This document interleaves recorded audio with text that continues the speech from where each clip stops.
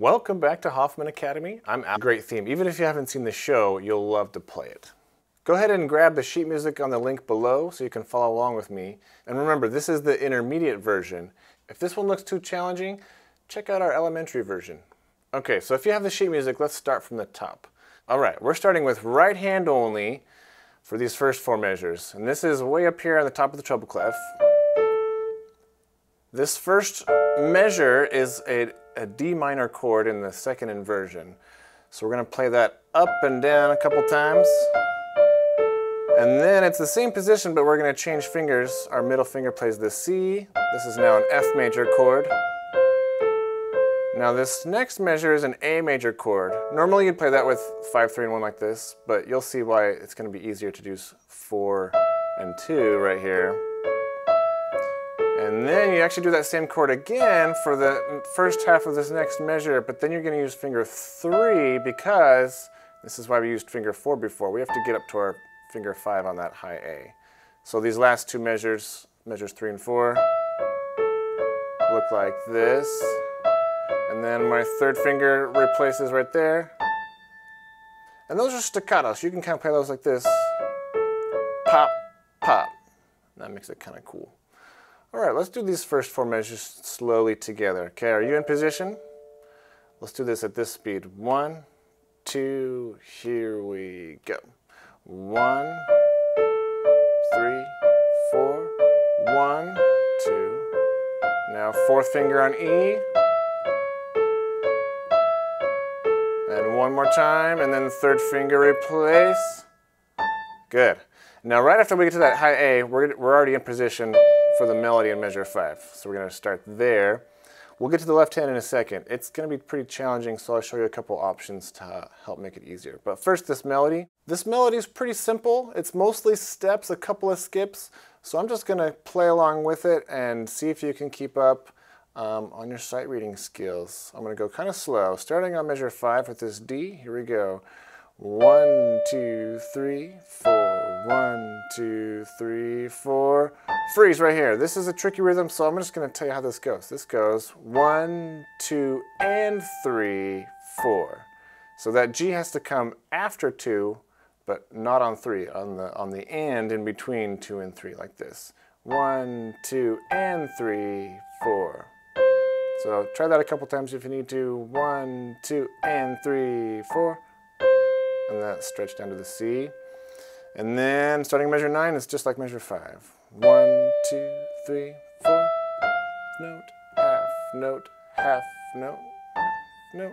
1, 2, 3, 4. Now rest on measure 13, but notice that F is with finger 1. So we're going to slide up here and start there. 1, 2, 3, 4, rest. And rest again.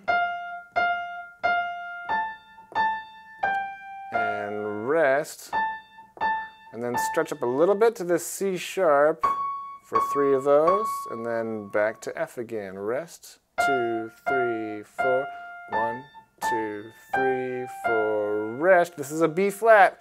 I didn't mention the key signature before, but the B's are flat in this one. So 2, 3, 4.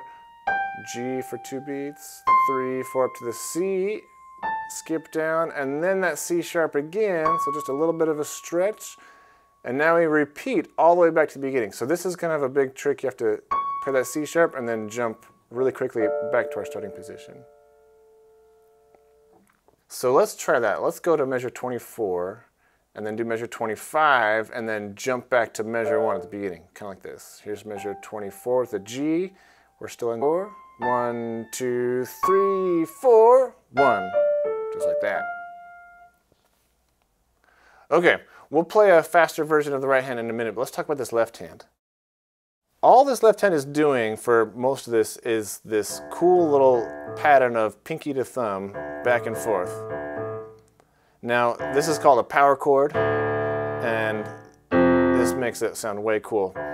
But it is kind of challenging because you're moving a lot. So here's some ideas to make it easier. If you tend to have a stiff hand and you play with only fingers, that's going to make it really hard. So you don't want to be stiff at all. You're going to get tired real quick. So one thing you can do is kind of loosen up and let your hand kind of rock, like you're turning a doorknob, that sort of motion. Rock back and forth a little bit. And practice that for a little bit until that feels comfortable.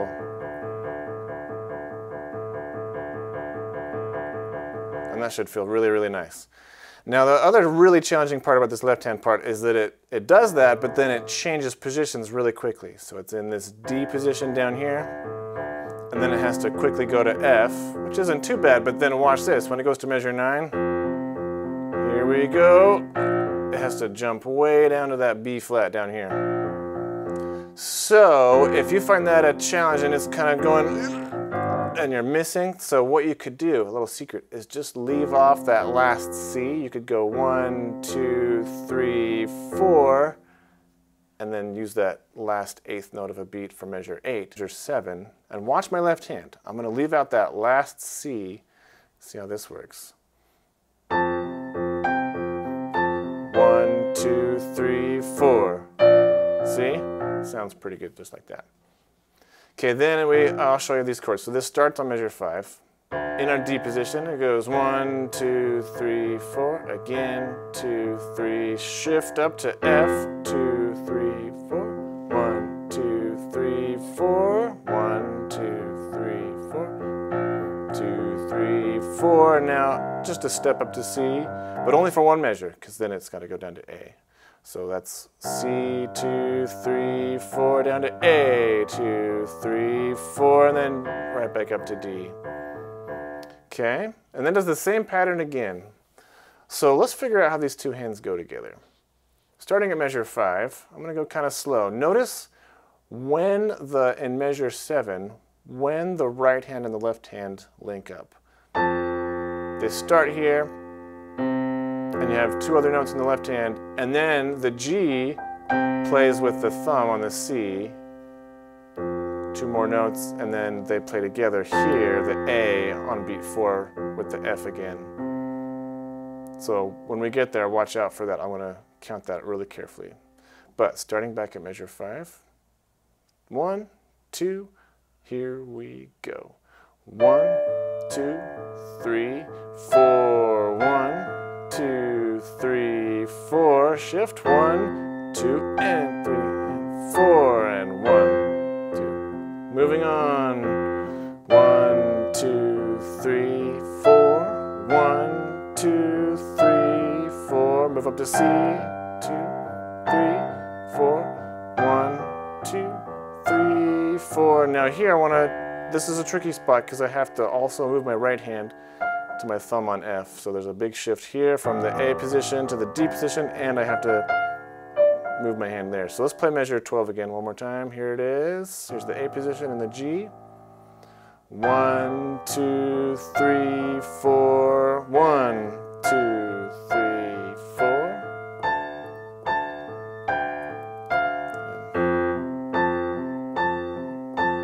1, 2, 3, 4.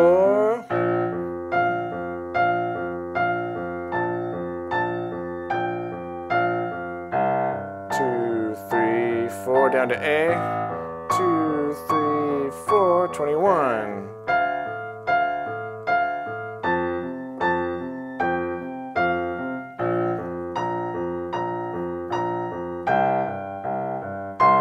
Here we go, 1, 2, 3, 4. Now, let's talk about this. Measure 26. I'm going to play this D, and notice it also has a pedal sign under there. So I'm going to play these 1, 2, 3, 4, and pedal at the same time that I land on that. There's a good reason for that, because I need to also get up to this high D. Well, it's not really high, it's just, 2 octaves, no big deal. But if I had no pedal, it would have all that silence in between. And I think it's cool if we keep that D sounding until, and then I can release the pedal after I pop that D. And then our right hand, after that D happens in the left hand, 1, I'm going to use my 3rd finger here. So I'm kind of like in the opening position that I started in. And I play 3rd finger on D, See, it's that same 4 notes from the beginning. But then I go to C natural and E, and then I can land on the 3rd finger on that D. So that measure 26 sounds like this. 1 and 2 and 3 and 4 and... Now I'll show you what it sounds like with pedal. Here we go. 1 and 2, 3, 4.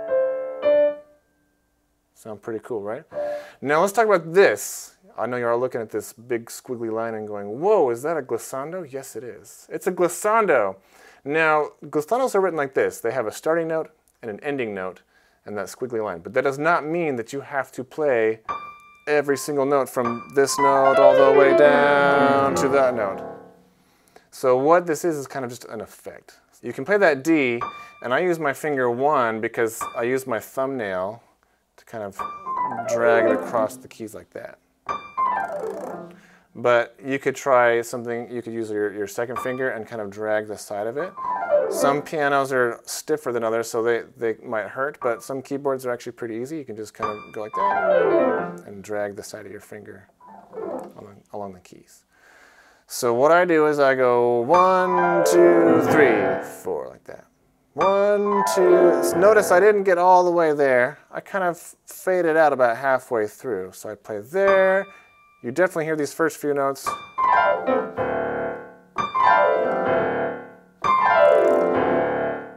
And that's kind of all it needs right there. So let me put that all together. Measure 26, where the pedal starts, and then I'll put it all together. 1, 2, 3, 4, 1, 2, 3, 4, 1. A little bit faster, it sounds like this. In position, play along with me. 1, 2, 3, 4, 1, 2, 3, 4, 1, 2, 3, 4. Pretty cool, right? Before we do our final run through, let me show you one option for the left hand to make it a little easier, because I guarantee this is going to be the hardest part, is this left hand. So instead of playing all these 8th notes, being really busy, if you leave out the other of every other note and just play the beat, it makes it a whole lot easier. In fact, you can kind of put your hand more of in a central position. You don't have to play with your pinky. You can play that D with your 3rd finger like this and just go 1, 2, 3, 4, 1, 2, 3, 4, and then you can use your thumb. Then there's not a lot of like shifting the arm around. Then you can play your 3rd or 4th finger here. So then that makes it a whole lot easier. Then you're not moving around so much and possibly getting tired. And you don't want to be tense. So even if you're doing quarter notes, you want to make sure you're nice and loose and relaxed. I'll just show you real quickly what that would sound like. So that starting measure 5 might look like this.